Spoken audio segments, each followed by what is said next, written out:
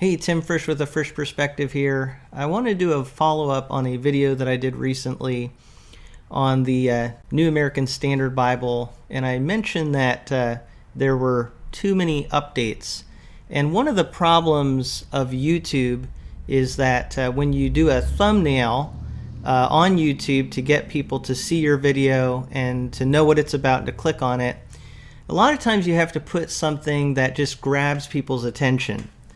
And so on the title, the thumbnail of the video, I put too many NASBs. And I want to talk more about that today. So because you put a thumbnail that is meant to grab people's attention and sometimes provoke some thought, it can lead people to think that you're making a statement you're not really making. Now, I am arguing in that video that perhaps we do have too many editions of the New American Standard Bible. However, I'm not saying that that is a huge problem and that therefore we shouldn't use the New American Standard Bible. I'm not saying that. I think we should use the New American Standard Bible.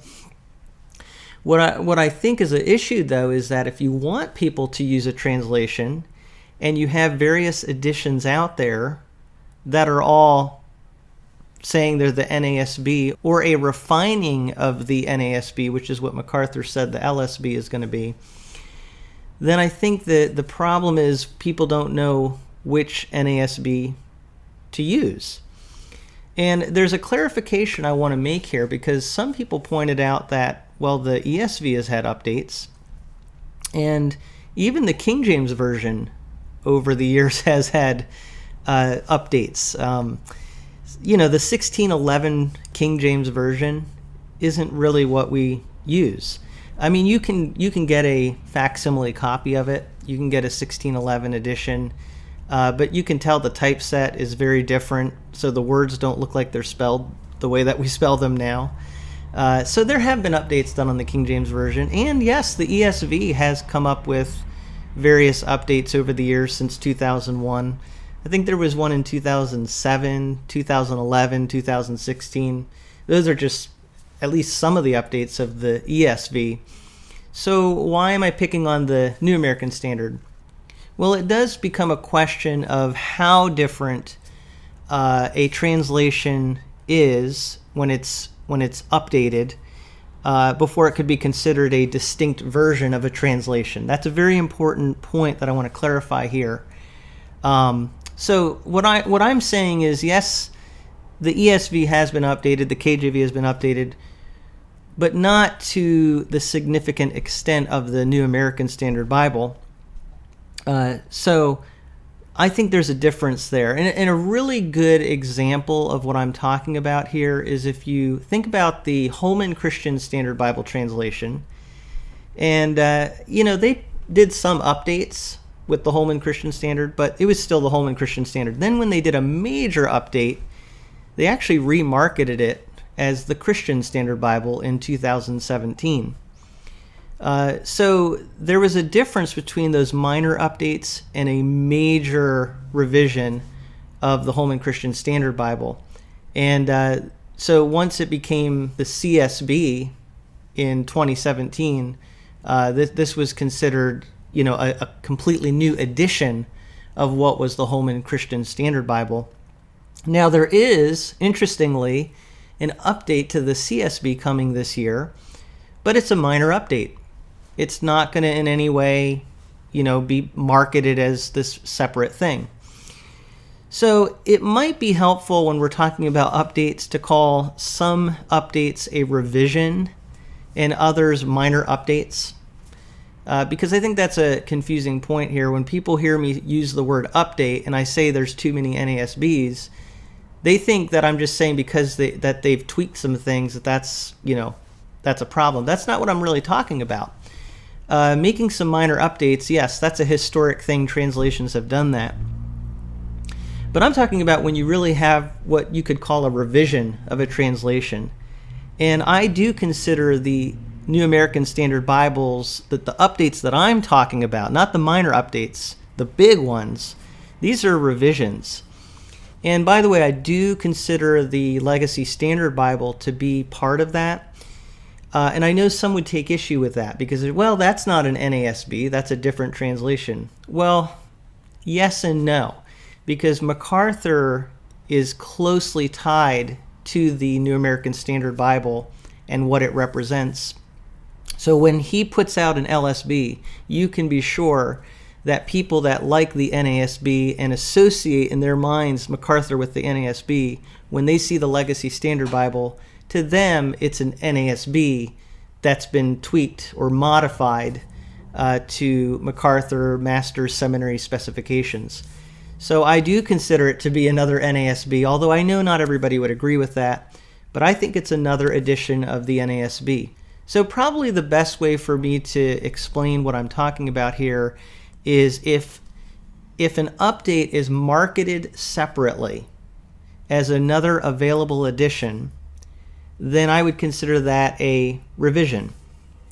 But if it's just basically marketed as the same Bible, I would consider that an update, or a minor update might be a better term. So yes, going forward, I'm probably going to word this wrong myself. I'm still going to call something an update when I really mean a revision. And I don't think these are technical terms. These are semantics to some degree. It's how you choose to word things. But the reason I'm making this video is to clarify for people what I'm talking about. And I do think there's a difference between a minor update and an actual revision of an existing translation where it's actually being marketed as something else. So the English Standard Version has been updated, but if you say I'm going to use an English Standard Version, people today would just say, okay, that's the English Standard. They wouldn't say, well, which one are you using? I mean, yeah, some people might ask you, what's the copyright on that? But as far as in church and in regular use, it's not that major of a difference from everything that I know. Whereas the New American Standard, if you say, I use the New American Standard, and someone says, oh, okay, I do too, and then you find out that they use the 77, when they're reading, all of a sudden they're using these and thous in the Psalms. You know, that's a pretty big difference. So it's different enough to where it's actually marketed separately. So the reason that I suggested that there were too many New American Standard Bibles in that video is because these are significant revisions that are actually marketed separately. And I really would say that the market for all of these NASBs are people that are looking into the NASB or like the NASB, including the LSB, I think is going to appeal to NASB people. So I'm just saying for that market, it's not having an update that's an issue. And even a revision isn't necessarily a problem. But when these are still available as competing translations, if you will, that's all I'm saying. If the ESV said we're going to have an ESV 1 and an ESV 2, you know, you could see how if they put those out at the same time and said you can choose this one, you can choose that one, that could be an issue for individuals and churches and church leaders to say, well, which edition do we use and promote? The NASB is kind of doing that. It'd be one thing if they said, we're just going to have a new revised edition of the NASB. Actually, the New International Version did that, and it's still the NIV. But the New American Standard Bible tends to have these editions that put a year on them, and then they continue to sell them, competing with their own translation.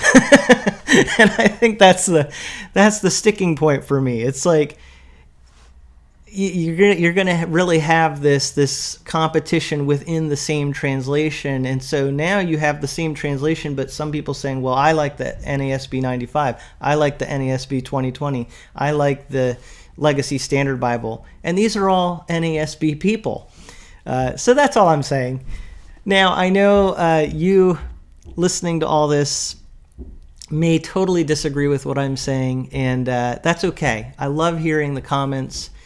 Sometimes the comments can be pretty abrasive, and people really disagree. Some people really agree with me, but that's the point. We want to have good conversation. Just try to keep it positive as much as possible. But those are my thoughts on this issue, and I'd love to hear your thoughts in the comments. I hope this conversation was helpful, and as always, thank you for listening to my thoughts from a Frisch perspective.